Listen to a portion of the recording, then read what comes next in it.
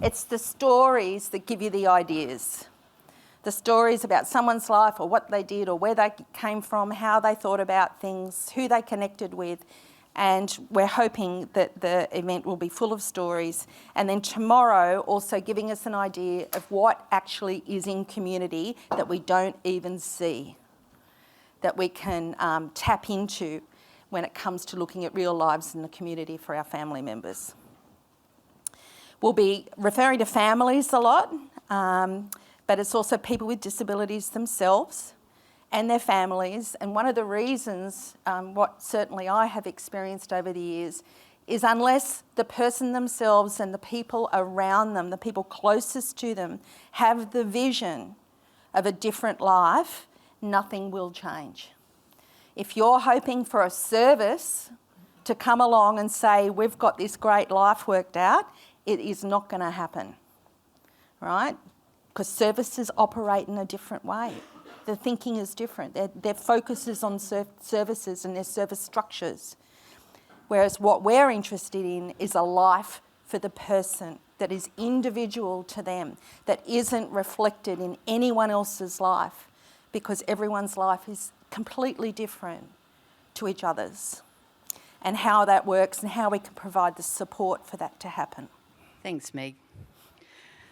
Well, welcome everybody. Hello. Welcome to the Strengthening Community Family Gathering. On behalf of the Management Committee and staff of Family Advocacy and Resource of Inclusive Communities, it's a pleasure to see you all here today.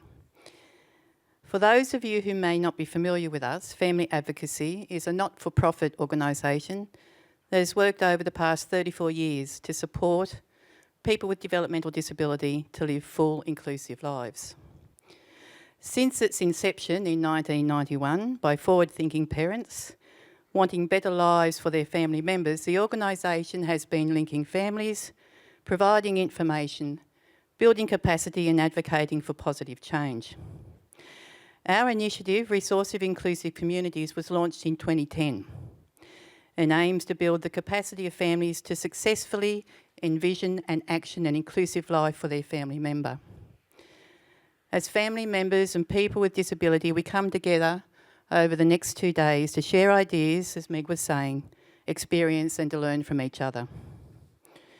We all share a common vision to ensure that each one of us is able to access, be welcomed into and enjoy a regular life within our local communities, to attend a local school, form friendships and relationships with other community members, participate in local after-school activities, plan for a career and gain employment, to live in a home of your own, to be considered a valued member of the community, the everyday normal things that many take for granted. As a family member, I am acutely aware of the strategies and thought that many of you in this room have put in over the years to this end. I clearly remember the day, and you'll have to indulge me here, 1994, when my friend and work colleague Clemency Purvis walked into our staff room at Maclean Community Health Physiotherapy staff room and told me that she and her husband Alex had just been to Sydney to attend this exciting workshop by these people called Family Advocacy. And they were promoting inclusion and that she thought we might be interested. It was such a relief to meet others who shared our family's belief that our children should not be segregated from the world. I had met others who wanted more and understood that families needed to advocate and have an ongoing vision to succeed. We were and still are pushing against long-held belief systems and entrenched bias. Effort would be required, and still is, if we are to build inclusive lives within inclusive communities for our sons and daughters. So how can families make a difference? Many of you here may be familiar with the work of a man named Michael Kendrick. He spent 50 years writing, training and advocating for inclusive living for all people with disability. And I was very lucky to see him in person recently. I thanked him on behalf of all of us for his dedication and body of work, and he spoke very fondly of the work that families here in Australia have done and the innovation that has transpired over the last 3 decades. He has an important observation about what he calls the natural authority of families. And I'd like to refer to this article that he wrote back in 1996. And this topic may be familiar to some of you. He states, and I paraphrase, "If or when families find themselves having to confront professionals, bureaucrats and others in roles of authority and power, it can help to remember the natural authority of families. It is important to remember that families have a natural authority of their own, which can go a long way to reducing this power imbalance. For this to happen, however, families need to be aware of this authority and be prepared to act on it. He emphasises that families know and love their family members best and over the longest period. Families have a strong stake in outcomes, whether they be positive or negative, and often have a range of talents and experiences that should be taken seriously by others. And importantly, families are best positioned to see how everything in its entirety adds up in a person's life. They are best placed to see what is working and what is not. It is good to remind ourselves of this authority and to be reassured that our opinions, views and advocacy should be considered, appreciated and respected. As we stand alongside our family members, we continue to maintain the vision of a full life. It is with great excitement that I look out over this room and see many new and familiar faces. I'm confident that you will gain much during your time together. Over the next 2 days, I envision many new connections will be made and old ones revisited. Many of you will be inspired and will inspire others. I'm thankful to the team who have spent many hours organising this event. And I also thank and recognise all those families who've come before, on whose shoulders we stand. And I encourage you all to take with you the knowledge and confidence that your vision of a good life for your family members can be achieved. Our communities can become more inclusive with ongoing advocacy and capacity building. It has been done before and it will be done again. Once again, I welcome you all and encourage you to reflect, share, learn and enjoy each other's company. Welcome to the Gathering 2025.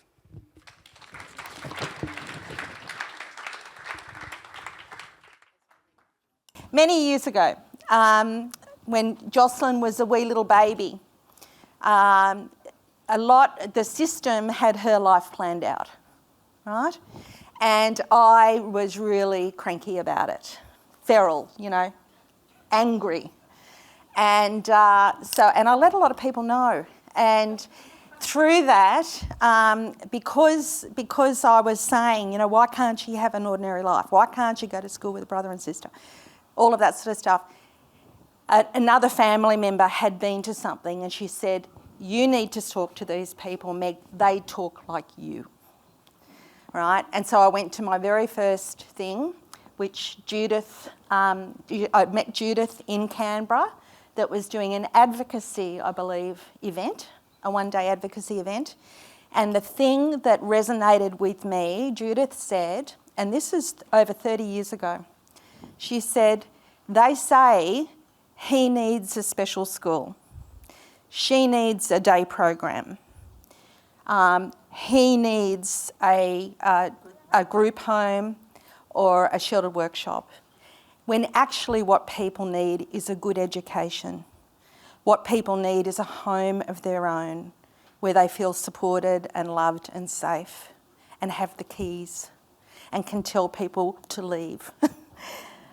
And people need meaningful things to do in their day, whether it be work, paid work, voluntary work, pursuing hobbies, but things that are meaningful to the person in the day. And for me, that was like, I just got the language, I got the words to explain what I wanted for my daughter. So that's how I met Judith. Now, so we're sort of talking about the influence that people have on each other. So Judith, who influenced you? Judith, I'm just wondering, we mentioned a woman called Ethel Temby, and that you knew her even though she was Australian when you were still in England. That's right. And didn't even know that you were going to come to Australia. That's right. So what sort of an impact did she have on your thinking? Well, I was actually going to send it, but I didn't know if there was going to be, but I'll give it to you, Meg, to see. This is Ethel, and I brought it out. By the way, you have to excuse, I'm fine to explain that I have a tremor. I don't have anything majorly wrong with me, but I do have a tremor in my hands, which is why I'm hopeless at using microphones and things. but I did have an old picture of Ethel, because this is the way she sent it. Right. Folded up. I had to laminate it. Folded up in an envelope with her letter and poem on the back to me after we'd met in England. We actually met, I need to probably go back to one other person who influenced me later on down the track. We went to Great Ormond Street Hospital eventually in London, and there I met a man called Maurice Collins.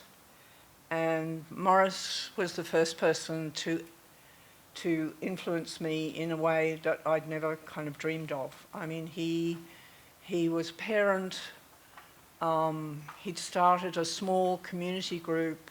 He was absolutely like lived community. And he had set up a group called Kith and Kids, which some of you in Queensland, if you are here from Queensland, might have, yeah. He came out actually to Australia later on and went to Queensland and talked about Kith and Kids. Kith and Kids was the first time, so he influenced me around two things. One is about community, like what is community? Like here I am with 3 children now, and what is community? Wow. It's more like, how many nappies do I hang on the line every morning? So he influenced me there, and the other thing that he influenced me about was the power of people getting together. Even around, whatever was needed, the power of people getting together. But Ethel came because Ethel was an Australian, and she was doing a Churchill Scholarship. She came from Victoria, she was in Melbourne. She was doing a Churchill Scholarship into integration in education. So this would have been over 50 years ago, about 50 years ago. And she met Maurice in London as part of her Churchill Scholarship. And he said to her, "You should talk to Judith." I was known then as Judy, so I remember her talking to me as Judy. "You should talk to Judith Ellis. I know her mother's Australian, and you should contact her." And Ethel phoned me, and we were on the phone for about 3 hours. And she was so helpful in many ways. First of all, talking about integration, which was kind of very novel to me at the time, and new, and like, did I understand it, and whatever. Anyway, the story of Ethel goes on actually more in Australia when I finally immigrated to Australia. So Ethel was very key in helping us with information about Australia, about putting us in contact with people who might help us, but also in being a very, very long-term friend. Like we didn't know each other, but we talked for 3 hours on the phone about all sorts of things. So we eventually got to Australia, and that's totally another story. One about outrage, by the way, but I might talk about that later. Have you been to the parent group? And I felt like, okay, shall I lie? No, I better not lie. So I said, no, I haven't yet, but, Anyway, she encouraged me to go. And far from being a group, I walked into this group, 5 parents in the sitting room, and they were planning a demonstration. I was like, wow. And I thought, I'm my ex-husband now, but Matthew's father drove me over there. We both went in. He didn't, he was kind of part of things at the time, obviously. And I just sat there and thought, here was I kind of plucking up courage, and I wasn't going to get into the why me and whatever, and I still had my little bit of outrage, and then they were planning a demonstration. It was something about the local authority and not giving them proper services. So why I'm mentioning these people before I finish is to say that there are people who are families, and it's really important to have families who influence you and help you see through the mist and the clouds and the darkness and the whatever, to lead you to but it's also good to have that there are other people who've given you a pathway. You know, they might not be experiencing the same thing, but they've given you a pathway. And the dear old Dr. Montgomery, who gave me outrage. So when I got to Australia, another person, there was a community nurse, visiting community nurse, and she said, we've got no services in our area, and there's not this, and there's nothing for this. And so she and I decided to write to Caroline Jones at the ABC. And Caroline Jones interviewed me, and we were going to have a meeting because there were no services in our area. So Caroline, I don't know how I got on, really, it was just a letter. I don't know how things happened in those days. And I was interviewed about what the meeting was about and whatever. And we had this little room booked in a community centre, and like 70 people turned up that night. So there was a community nurse who'd given me some kind of pathway, and given other parents some kind of pathway. I'm nearly at the end. You'll be right. Oh, my phone. Thanks, Wendy. I'm heading to Wendy. That's all right, take your time. So finally, through the start of what was then a regional action group, I met a woman called Jane Fraser. And Jane was just an amazingly, I don't know, she was just amazing, really. She was such a friend. When we were in trouble, apart from the things to do with the action group that we were kind of voluntarily running, she would come to me at almost every visit that we had that was trying to think of different ways to support Matthew. She would come and she'd sit there through the stuff, she'd ask questions, she'd join me in outrage, if you like.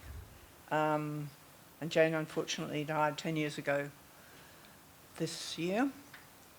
She introduced me to a woman called Jane Barrett from South Australia, who was connected, had an amazing, involved with amazing people, and one of the things that she was involved with social role valorization, and values-based thinking about, the values, valued roles, what our community really is. But she was also a very practical person, and she introduced me to the concept of micro-enterprises, support circles. She was very, and still is, very influential in my life, although I don't get to see her very often. So I move on to family advocacy, and there are so many people here whom I know family advocacy. It's where I met Meg, whom I'd have to say inspired me, as do the other people in this room, younger parents. Something else we've got to remember as we get older, that we can take out, we should take out, and we do take our inspiration from younger families. It's not this one-way street, It's you meet people who you think, wow, I could never have done that when I was that, when Matthew was that age. So she introduced me to social role valorization, to meeting Professor Wolfensberger, to going to events, the start of family advocacy, and from there I met so many people here today. And if I miss somebody, one person who I missed very early this morning was Sue Hennessy, who, I'm sorry, she recognized me, was like, oh wow, this person's coming to give me a hug, and this was years ago. Sue and I have have a kind of different story, but it's lovely to meet you again, Sue and Robert. So family advocacy started, and family advocacy started through Jane Fraser and a man called Philip French, whom some people may have heard of, who also was a great influence on me, a very young man who was very committed to social justice. And we sat at Jane's kitchen table and wrote a proposal to the Commonwealth Government to fund an organisation that was statewide, and actually got the money. And from there, I met, as I say, I'm going to be embarrassed by not naming people, but I do want to name some people. I met probably early on Wendy McGlynn through the beginnings of family advocacy. I met somebody who isn't here today, whom some people will know, Belinda Epstein-Frisch. I just want to name them, I won't go into detail. I met Linda Hughes. I met Alex and Clemency and Annette and Claire. And finally, I met Wendy Stroeve. After all that, I didn't finally meet you, but I left it to the final thing. And I met Wendy Stroeve, and Wendy can take the story on from there, because I met her through actually working for family advocacy and like being out and doing the kinds of much smaller things sometimes, much smaller things in regional, rural, in city areas that family advocacy has been doing for so long and is so good at doing. So it was great, and Wendy also inspired me. Thank you. I hope this is working, is it? Mm-hmm. Yes? Actually, Alex was 2 years old when I first came into contact with family advocacy, and so at the age of 2, we had him in early intervention, and we were, it's a very similar story to what Meg was saying, we were being told stuff. We were being told that we were very fortunate that Alex could go into early enrolment at the special school at the age of 4, and so the pathway was being mapped out very clearly for us. And I remember feeling, not rage, that came later, feeling heartbroken about that. It just never sat well with me. It always made me feel sad. And I was at a time when I was feeling quite low and quite exhausted. And I saw an advertisement for family advocacy, and I know that it was that low-level disquiet with the way things were unfolding and the path that was being plotted for him that led me there, because it was winter in Bathurst. The workshop was in Orange, across an icy road. It was early in the morning. I was exhausted, and the urge to roll over and go back to sleep was huge at that time of our lives. But I went, and I'm very glad I did, because it was quite life-changing. And that's not an exaggeration. It was life-changing for Alex, because Judith will remember the keynote speaker on the day was an American fellow, Jeff Strully, and I was quite taken with the story he told me of his 2 daughters. Mm-hmm. And the first daughter, he described in many of the kinds of labels I was becoming familiar with around my own son, Alex, and they were all doom and gloom labels about incapacity and disability and life-defining conditions. And then he described his second daughter, and his second daughter had just got a new car, was a university student at the local university, was about to go down for spring break with her friends to Mexico in this new car, and the contrast was obviously stark. But then he revealed, of course, that he only had one daughter, and the daughter that he described with those disability-specific labels was living the life that he described. And so that was that just shattered all of these kind of negative expectations that I'd been being fed with from the time Alex was little. And it lit a fire in me. It literally lit a fire in me, because I thought to myself, this is the life-changing moment. You know, it was that. Poor Hans, when I went home and just told him, okay, everything has to change. Right now, we have to do all this stuff. But it really spoke to me too that Jeff was using language around people with very high support needs, because I'd already I'd been hearing from people that inclusion in schools would be okay for some people. And the insinuation was, but not for Alex, not for people like Alex. And so it was really important to me that was the example being used. And so that led me to go to a whole range of other events where I met Judith for the first time and I met Meg for the first time. And, well, first of all, just in terms of influences, the people, the influence people have, obviously that was a light bulb moment over in Orange. But then there was a slow unfolding of all kinds of influences that happened as I became in contact with a whole range of people through family advocacy. I was completely awestruck by Judith. I have no... Well, that's just to be expected. Of course. Of course. What I was awestruck by was the clear vision, the determination, probably that pent-up rage.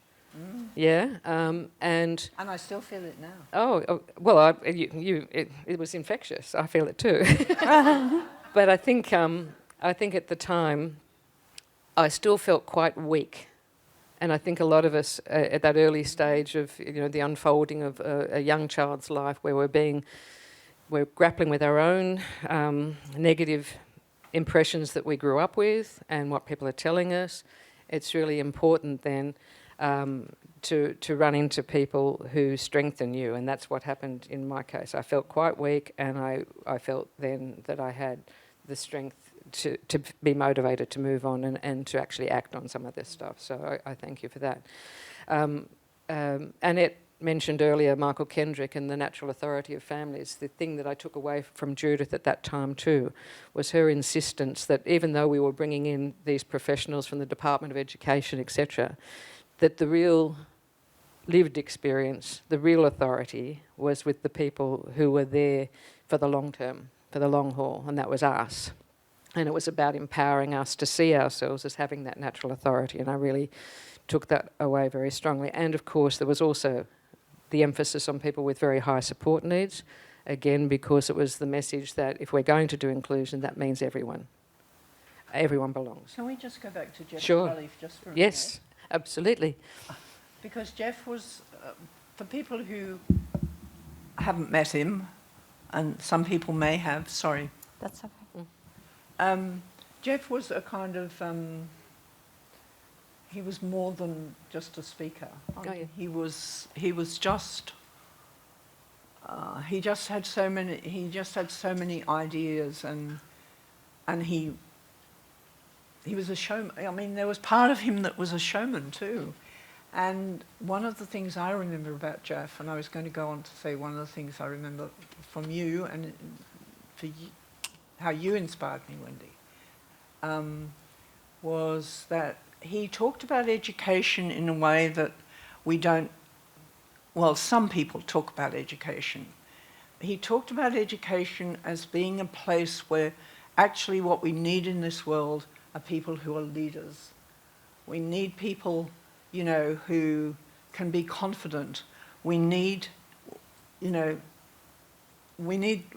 that's what we're looking for in this world, and our education system should give us that rather than the kind of what I call the social engineering of education, just being this, and yes, it's changed, but it probably hadn't changed that much. But I do remember our joint experience of being with Jeff as feeling that, it's not just the people, but it is the institutions of our world that have this view about what something is, and therefore somebody can't fit into it, But what he was saying is that people in schools, kids growing up, need to learn about other people who are different, need to learn about diversity, need to learn about being patient or learning to sign or whatever. That means that we're all part of a community, and that's kind of what I got from Jeff. Yeah, cool. And Michael, of course, is another story altogether. Yeah. On a different path, but equally transforming in so many ways. Yeah. I'll move just quickly to Meg, since she's sitting on the stage and I can't ignore her. Who can? Massive influence on my life, ongoing, and but I don't remember where she met me, and I don't think she remembers where we met either. I just know that we bonded over many, many, many glasses of wine, over many occasions, and just knew with 100% certainty that that other person was completely on the same page in terms of the vision of what we wanted for our sons and daughters. And I remember very early in the piece when we were grappling with the labels that were being thrown around about our sons and daughters, that she described Joscelyn as a Sweeney. And that was the most important label that you could give somebody. And Joscelyn is still a wonderful Sweeney, and she should be very grateful to have that wonderful name. What changed for Alex was massive from that time. We went from early intervention immediately, pretty much, like I said, I went home to Hans and said, everything has to change right now. We went from early intervention to preschool, and the supports that he had been receiving at early intervention were moved over to the preschool. And then we moved into thinking about education because that was the next phase of his life. And I had been a teacher, well, I still was a teacher, but I had been a high school teacher before Alex was born, and I had now internalised the why of inclusive education. That was not a problem for me, that was a values thing, that was about belonging. I hadn't quite worked out the how, and as a teacher this was problematic to me. I had to have an idea of how my very noisy, singing, loud young man would fit into the world of sit down, shut up and listen. Which we know classrooms still are, by and large. That hasn't changed much. And so I was very grateful to have a lot of influences through family advocacy where I learnt a lot about the mechanics of how that could happen. And one of the ones that I remember in particular was an American woman, against all these Americans influencing me, Mara Sapon-Chevan, who was a professor at Syracuse University at the time. And she just had these great ways of illustrating how anyone could fit into a classroom where lots and lots of different capacities are at play. And the one that I remember most was a great flow chart that she had, which was, can the person do this? If so, go ahead. If they can't, try this. If they can't, try this. And it was, to me, it was just a great illustration of problem solving around how does this person fit into this classroom? How does this classroom adapt for this person? And she had another great story that I took away, which was, she said, families just do this naturally. If you're having a family gathering and people are cooking and they're preparing, you don't have the 2-year-old in the kitchen where there's boiling water and knives. But the 2-year-old could be putting napkins out on the table with assistance, etc. And to me, it was a penny drop moment that people could be in a classroom with a congruent kind of activity, but not participating at the same level. And this, for me, solved a lot of the professional issues, I suppose, I had that were still lingering doubts for me. So that changed Alex's school experience. He went to the local public school, the local high school, was fully included throughout, even while singing. Very lucky to have a primary school teacher who was the choir teacher and was passionate about music, because that worked for Alex, who sings from the time he wakes to the time he goes to bed and doesn't ever stop or claps rhythms, perfect rhythms, etc. So that was great to have that school experience. But he, whatever he acquired in terms of the curriculum, far more valuably, he acquired a real sense of belonging, and others saw him as belonging, and he developed a very, very strong sense of his own identity. He knows he's Alex Stroeve, and that's really a massive achievement for him. Post-school, of course, we've tried to continue that kind of thing as well. Alex is a member of his local aquatic centre because he loves the water. He goes to classes at the conservatorium, local conservatorium. Loves concerts, pub bands, pub trivia, music bingo, you name it, all that kind of thing. We did have a little art role for him for a while until he decided to down tools on that and he wasn't going to do it anymore, thank you very much. So we had to think again laterally about that. So he has a little bit of a volunteer role at one of our local wineries.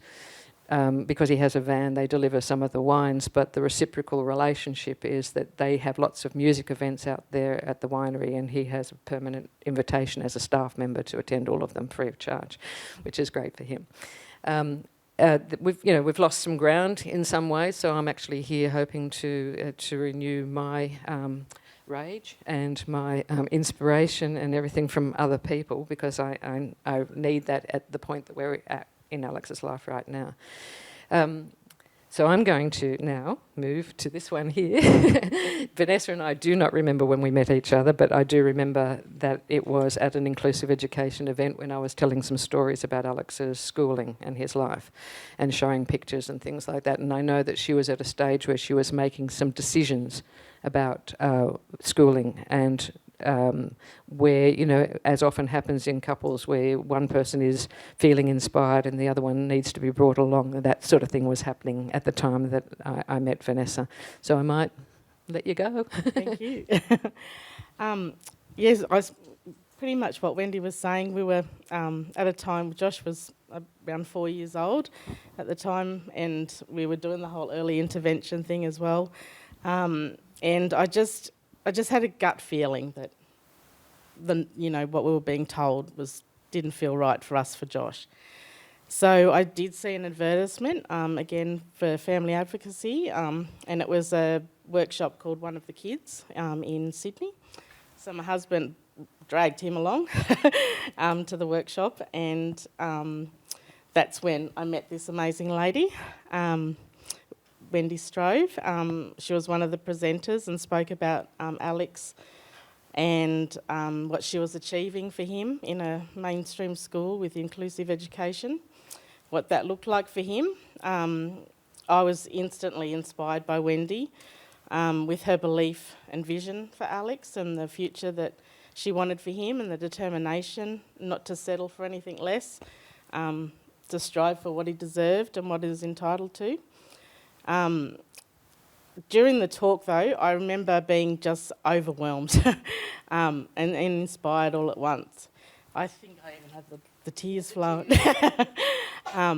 I was inspired to work really, really hard then, after that workshop, to give Josh the same opportunities and experiences. But I was also overwhelmed at the prospect of having to do something different that my friends had to do. Like, they were, enrolling their kids at school, and didn't matter where they went, they just decided it was a great school and off they went.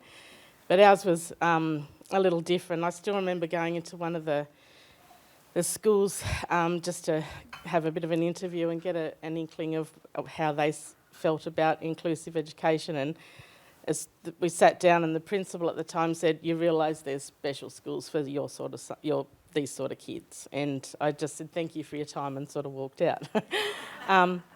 So we eventually found an amazing school up in Grafton at the time. Actually, we were up there, and so Josh, we enrolled Joshy there. The principal was on board, and he had an amazing time from kindergarten to year 5 there. I suppose the key takeaway that I had listening to Wendy speak that day was all about the clarity of vision, and I'm pretty sure we've all heard that one before. That's still kicking around. Yeah. Major legendary, that one. Just lean forward and I'll wind you up. Really. And the role that a clear vision statement plays in your life, and how that then transforms what you think from now to the future. I hadn't really thought about any of that until Wendy spoke. And the idea of actually consciously putting in place opportunities for both my boys, and that whole concept of remaining an individual really hit home for me and has stayed with me forever. That feeling of I wanted Josh, when he walked into a room, to be known as Josh, and for people to say, "Hello, Josh." I didn't want him to be in a group from a disability-specific setting, walking in and they say, "Oh, here they come." No one knows their names. This didn't sit right for me. And I always knew that I wanted them to be their name, Josh and Blake Shearman, first.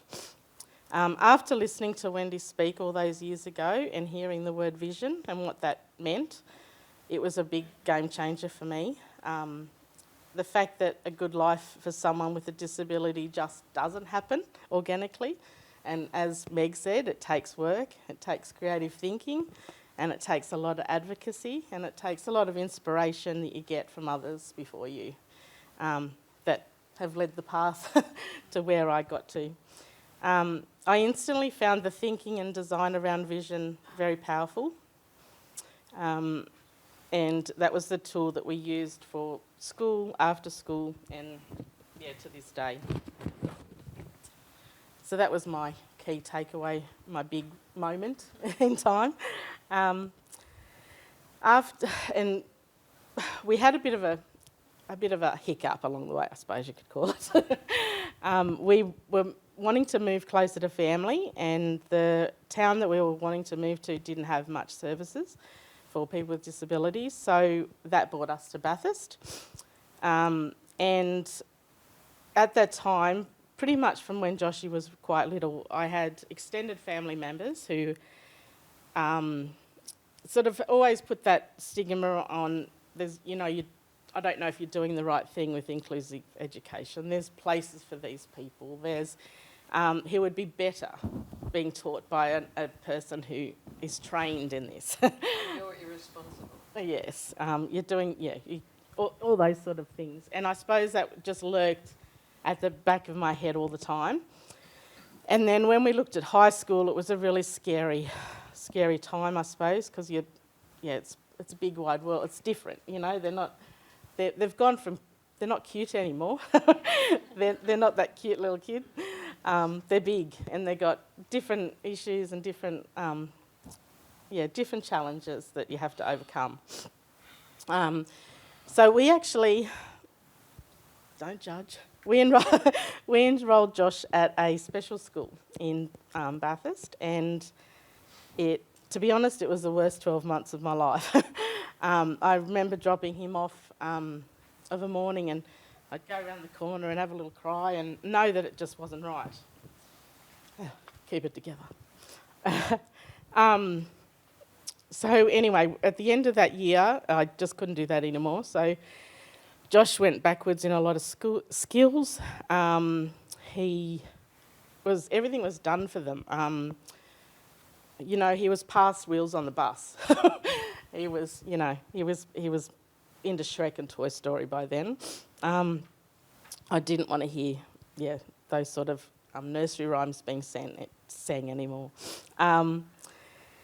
And anyway, so then I heard about one of the high schools who had put in place an area where it wasn't a support class as such at the time, but they were giving children with disabilities and around autism a space to go to if they needed downtime and things like that. So I thought, could this work for Josh? So I actually then contacted them, enrolled Josh straight away, and then he was at the local high school in the mainstream school, and he was there right from year 7 right through to year 12 and graduated.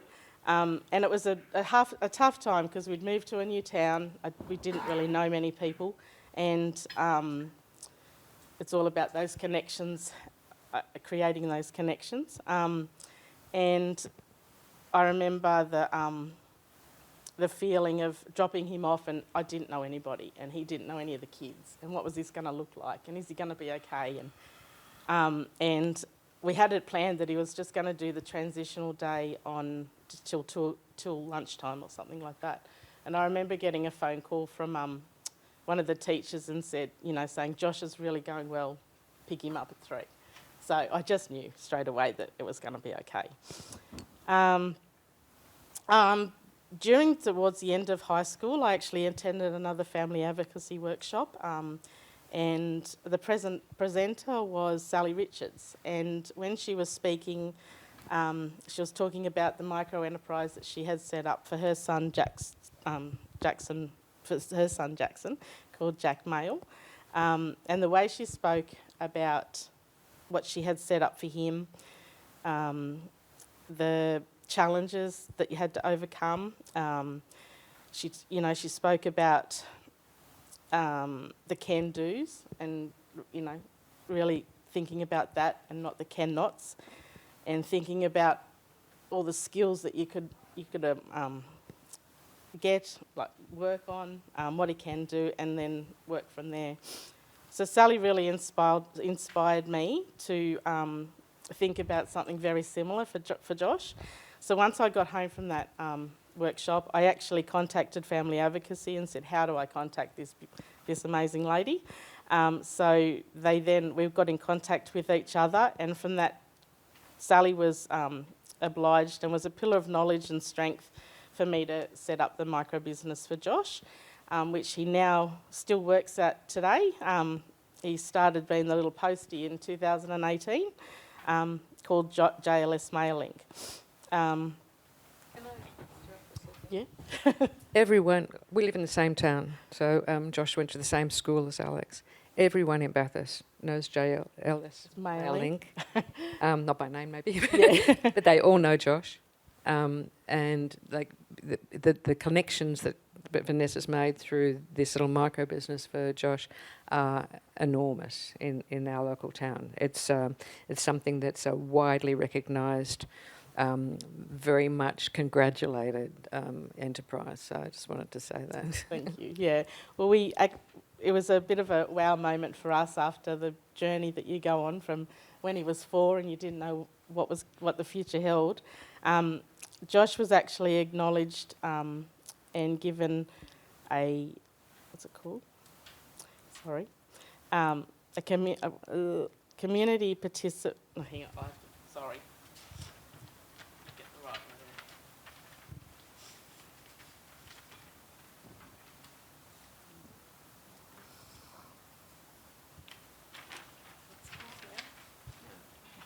there. Sorry, Josh. It was recognised with a community recognition statement. Sorry, everybody, which was acknowledged and delivered in Parliament by the member of Bathurst not long ago by the Honourable Paul Toole.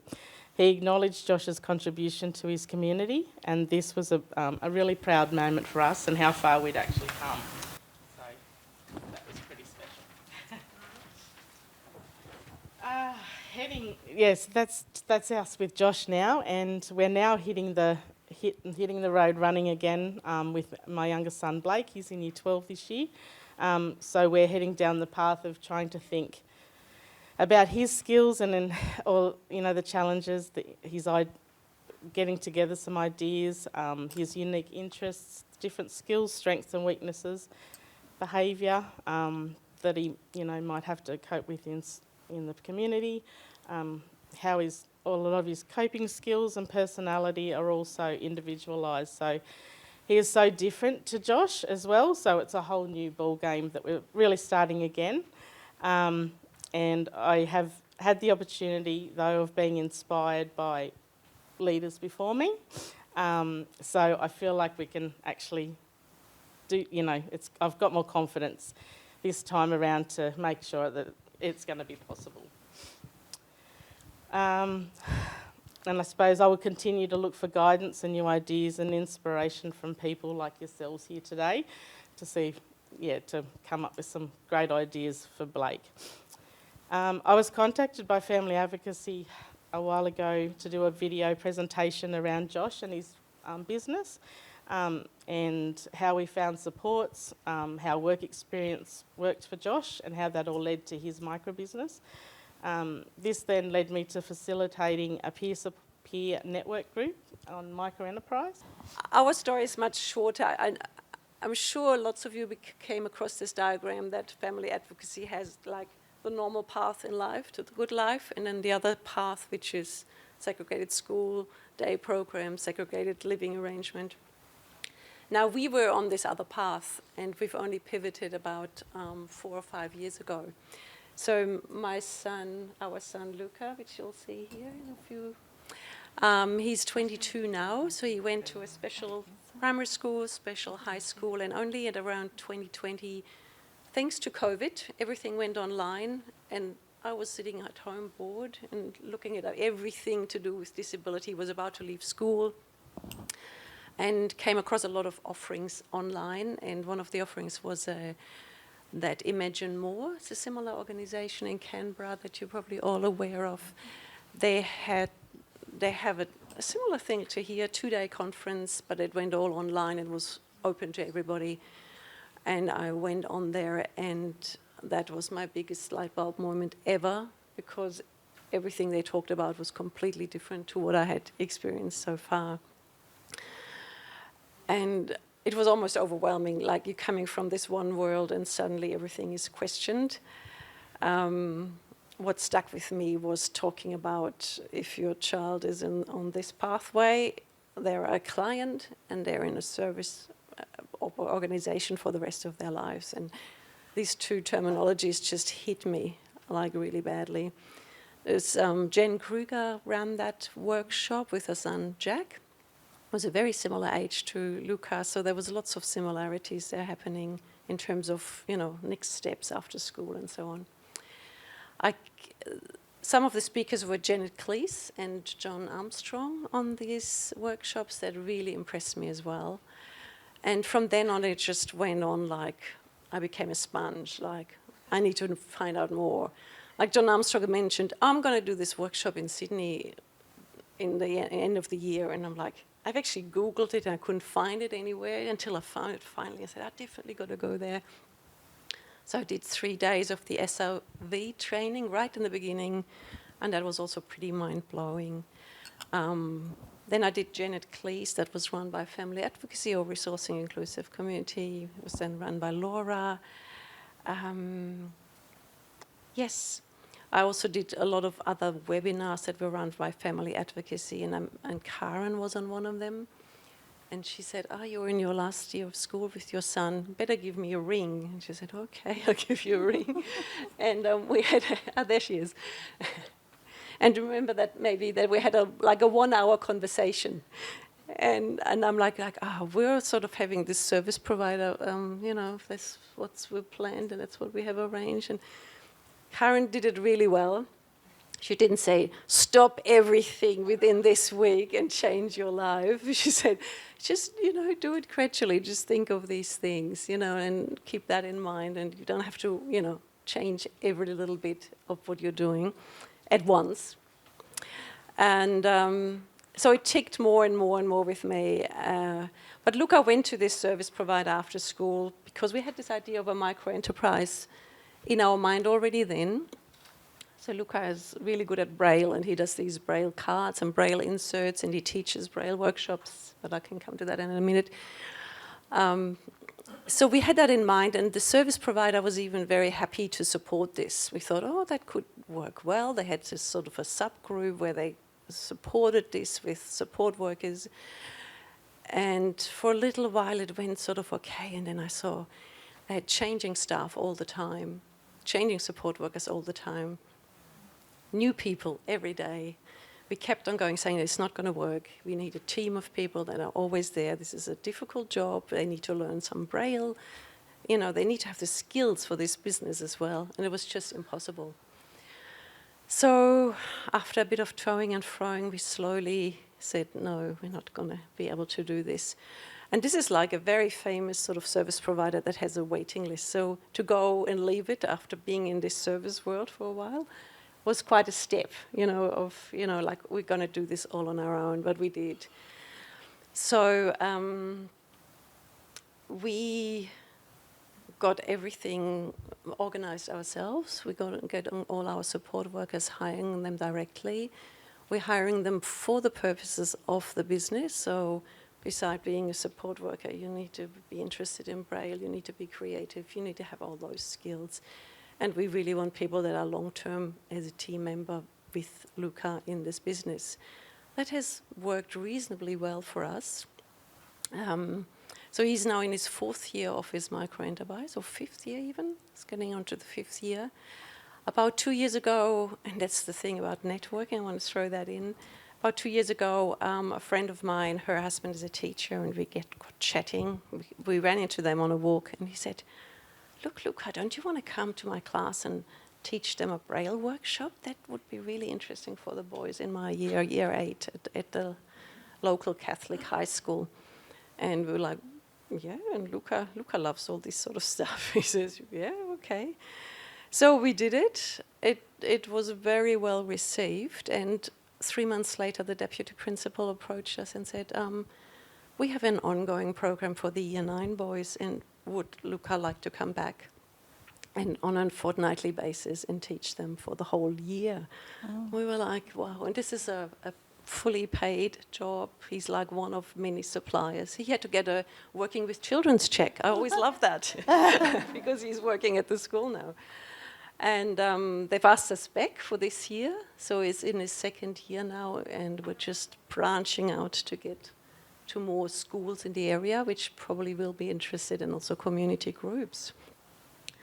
So it worked really well. So just coming back to connections, when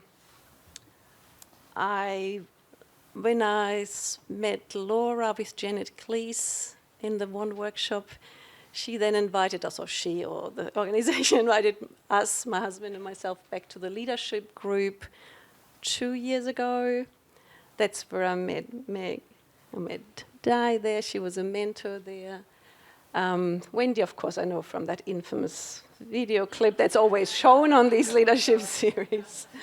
Then I did as you already mentioned. So the year after, I was invited to be a mentor on that group. So there was Jackie there, and there's some more. I see Carol and Ross somewhere there. I can't see them anymore back there. So lots of connections that always plant on each other. And networking is so important. Luca's life now is like, he works 2 days a week in the business. He's gone down from 3 because he's also at uni. He's doing a program, Uni to Beyond, at Sydney University. He's just finished his 2nd semester. He's doing Indigenous studies, absolutely loves it.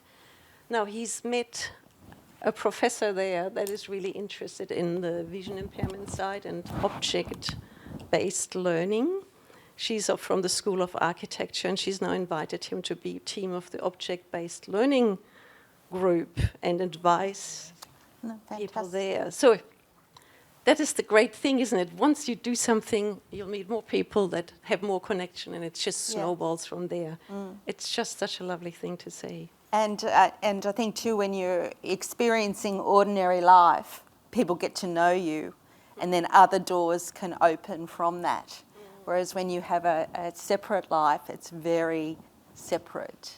It's like, Vannessa, you said, you know, you wanted your sons to be known by their name, not, oh, here they come. And you're just an anonymous person in a group.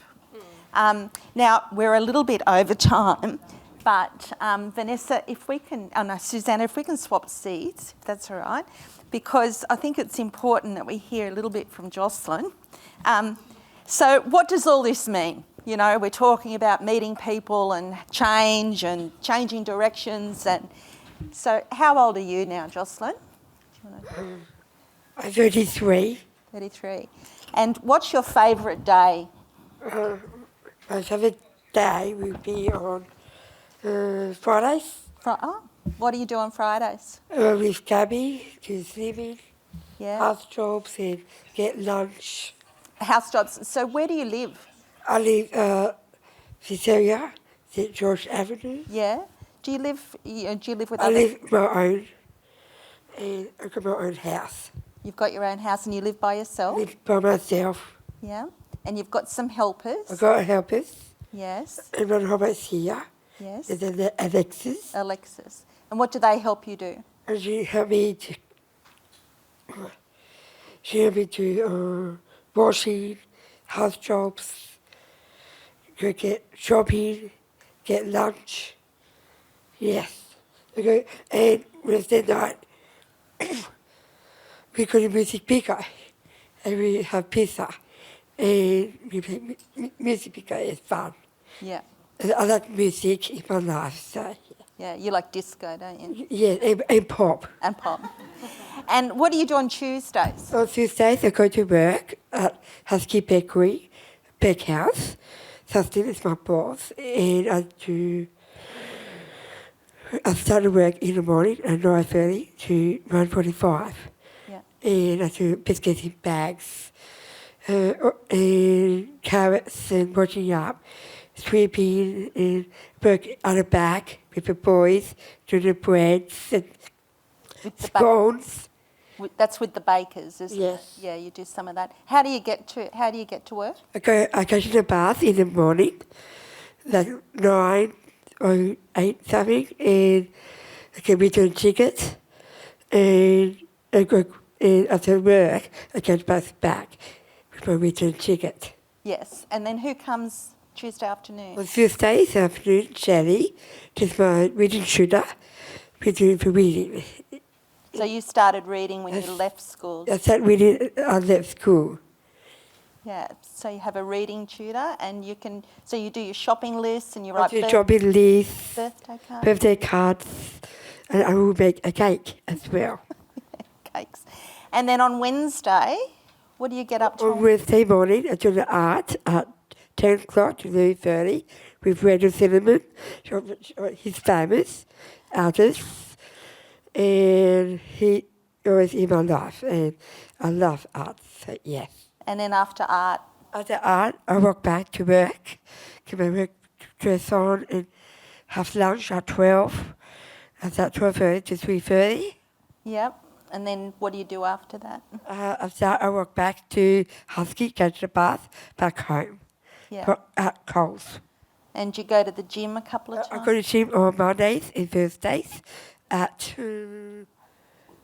1:30 to 2:30. Yeah. And I walk back to Husky, get the bus, back home again. And tell me, what's the thing you love the most about your life? Would that be the Okay. children? Most of my life is my family, my friends, my hobbies. I love my life, I love my work, I love my house. I like anything. All people knows me too well. Yeah. And what about you're an auntie? Well, I'm an auntie now. So Rudy is the oldest, Winona is my niece, and Clancy is a baby. So yes, and Daniel is my oldest buffer.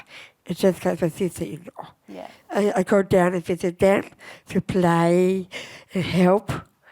Get in the bath. Yeah. And how often do you go there? Once a month? Once a month. Once a month? Yeah. Because they're in Queanbeyan, aren't Give me cleaning. Yeah. So you go up and... Go up, have fun, play. Yeah. Yeah. So what do you think about your life? My life is good. I do love my life, and it's fun. Lovely. Well, thank you for your time today. Thank you, Mum. That's all right. Thank you. You can hold on to that. Okay, so what we're going to do now before we break for lunch is just an opportunity to have some conversations at your table. We've got a few starter questions that we'll put up. So really it's about connections. So it's about, have you known someone that's influenced you? Who was it? Did they say something that just, really resonated and you think, oh, that's just brilliant. I've got to remember it. And probably the most important thing is, do you have the courage to share your vision, to share your hopes and dreams with other people? Because for some of us, that can be very, very tricky, very difficult. I know when we were in Wagga, when the children were very little, it was, I was very cranky and loud, and I'm a feisty person anyway. But for us to step forward in the community and say Joscelyn's going to be in regular class and regular school really polarised the community from our family, right? And we copped a lot of trouble. The car park mafia, I used to call them, so the Teachers Federation were going to have a strike and the P&C were going to have a picket line. And all for me, it was just, but she's just a little girl that needs to go to school. And so being brave, but one of the things about sharing your vision and sharing your dreams is that it will bring out the naysayers. They don't worry, they'll tell you what they think, but then you know where you stand. But as well, it brings forward the people that are curious, that ask questions, or that actually support your position. So you can really work out who's on your side and who can be helpful and who to avoid or ignore. So take this time to have a little chat.